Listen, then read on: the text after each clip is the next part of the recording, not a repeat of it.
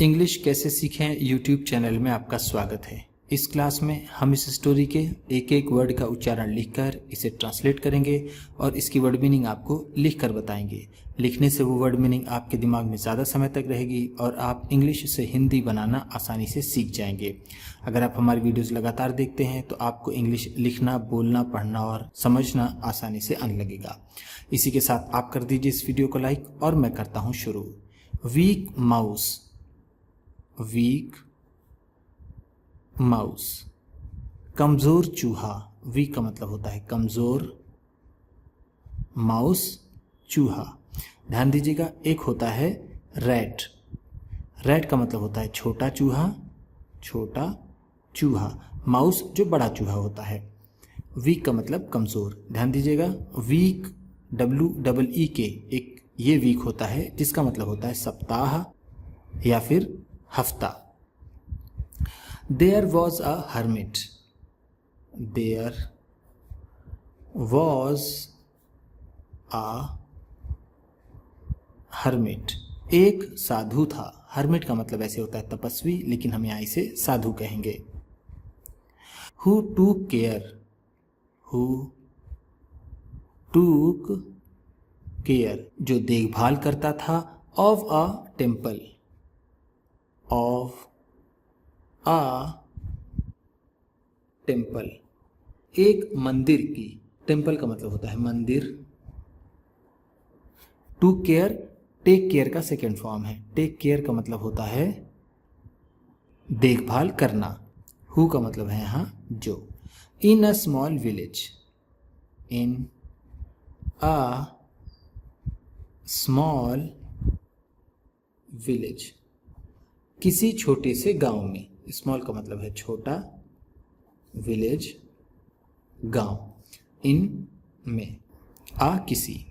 There was a mouse, there was a mouse कोई चूहा था। In that temple, in that temple उस मंदिर में। ध्यान दीजिएगा, माउस का मतलब होता है बड़ा चूहा, बड़ा चूहा। लेकिन हम इस पूरी स्टोरी में अगर रैट आए चाहे माउस आए उसे हम चूहा ही कहेंगे। This mouse stole, this mouse stole ये चूहा चुरा लेता था। The hermit's food, the hermit's food साधु के खाने को। Kept in an earthen pot, kept in an earthen pot जो मिट्टी के बर्तन में रखा रहता था। अर्थन पॉट का मतलब है मिट्टी का बर्तन, मिट्टी का बर्तन। केप्ट रखा रहता था, रखा रहता था। फूड खाना। स्टोल स्टील का सेकेंड फॉर्म होता है। स्टील का मतलब होता है चोरी करना। स्टोल है तो चुरा लेता था। विच हंग, विच हंग जो लटका हुआ होता था। On the ceiling, on the ceiling छत की दीवार से। एवरी डे, एवरी डे रोज जो छत की दीवार से लटका हुआ मिट्टी का बर्तन था उसमें से रोज हर्मिट का खाना वो चूहा चुरा लेता था। एवरी डे का मतलब है रोज। सीलिंग का मतलब है छत की दीवार। हंग हैंग का सेकेंड फॉर्म होता है। हैंग का मतलब होता है लटकना और हंग है तो लटका हुआ था। द हर्मिट, द हर्मिट वो साधु। Was not able to get rid of, was not able to get rid of वो साधु इस चूहे से छुटकारा नहीं पा पाता था। टू गेट रीड ऑफ का मतलब होता है छुटकारा पाना, छुटकारा पाना। दिस माउस, इस चूहे से वो साधु छुटकारा नहीं पा रहा था। फाइनली, अंत में, फाइनली का मतलब है अंत में। द हर्मिट सॉट, साधु ने लिया। सॉट का मतलब है यहाँ पर लिया। सॉट सीक का सेकेंड फॉर्म होता है। सीक का मतलब होता है लेना, ढूंढना या फिर पाना। सॉट है तो लिया। हिज फ्रेंड्स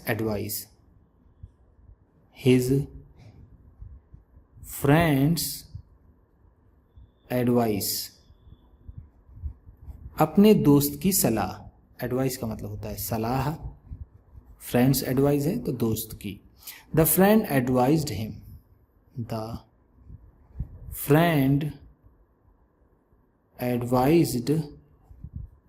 हिम, दोस्त ने उसे सलाह दी। टू फाइंड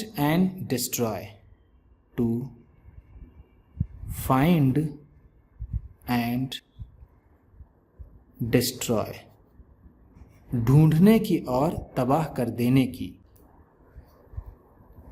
फाइंड का मतलब होता है ढूंढना, एंड और डिस्ट्रॉय तबाह करना। The food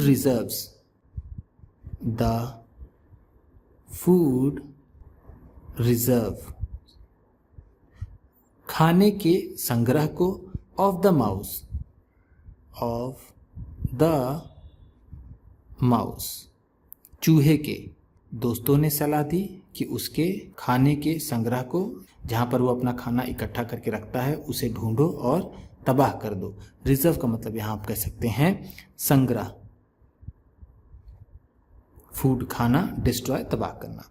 the hermit did a search,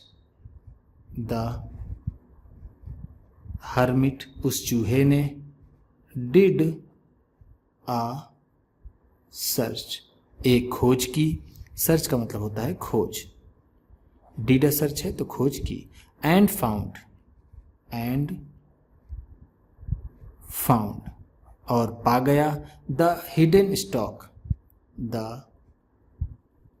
hidden stock, छिपा हुआ संग्रह। स्टॉक का भी मतलब यहाँ पर हम कहेंगे संग्रह, जो इकट्ठा करके उसने रखा हुआ था।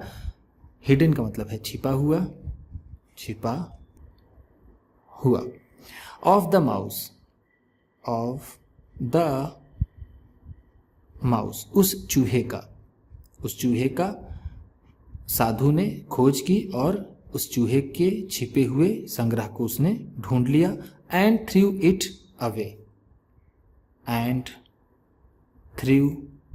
इट, और इसे फेंक दिया। अवे, दूर, यानी उसे फेंक दिया। थ्रो का सेकेंड फॉर्म होता है। थ्रो का मतलब होता है फेंकना। थ्रू है तो फेंक दिया। द माउस बिकेम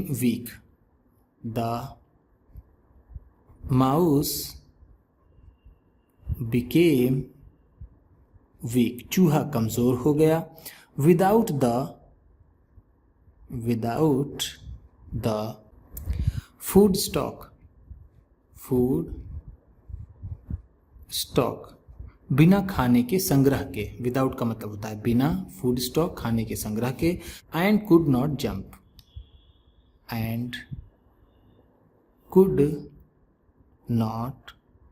जंप, और कूद नहीं पा रहा था। टू द रूफ, छत पर। टू गेट मोर फूड, ज्यादा खाना पाने के लिए। फ्रॉम द हर्मिट्स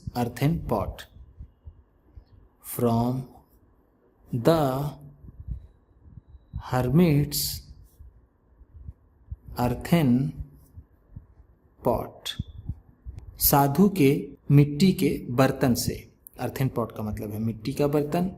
फ्रॉम से। द हर्मिट कॉट,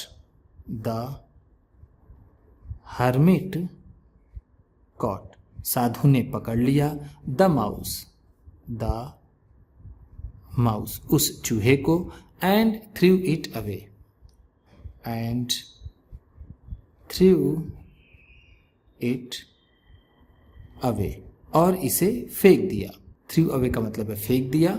कॉट पकड़ लिया, पकड़ लिया। कॉट कैच का सेकेंड फॉर्म होता है। कैच का मतलब होता है पकड़ना, कॉट है तो पकड़ लिया। Moral,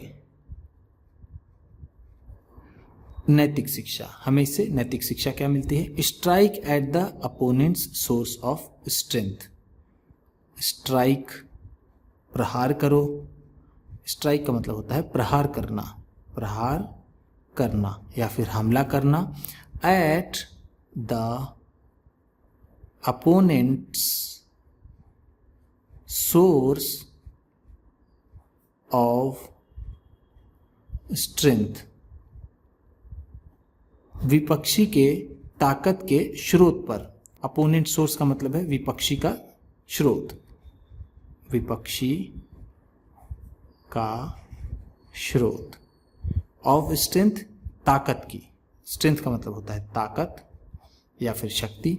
to defeat him, to defeat him, उसे हराने के लिए। डिफीट का मतलब होता है हराना, हिम उसे हराने के लिए, यानी अपने अपोनेंट्स को हराने के लिए उसकी शक्ति के सोर्स पर आक्रमण या फिर प्रहार करना चाहिए। उम्मीद करता हूँ इस क्लास में बताई गई वर्ड मीनिंग्स और सेंटेंसेस आपको अच्छे लगे होंगे। सबसे अच्छा वर्ड कौन सा लगा इसे कमेंट बॉक्स में ज़रूर बताइएगा। इसी तरह की वीडियोस के साथ साथ ढेर सारी रीडिंग की, ट्रांसलेशन की और बहुत सी इंग्लिश सीखने वाली वीडियोस पाने के लिए चैनल को सब्सक्राइब कीजिए और ये वीडियो किसी न किसी अपने एक दोस्त को, मित्र को, परिवार वाले को शेयर भी ज़रूर कर दीजिएगा। तो चलिए मिलते हैं फिर अगली वीडियो में।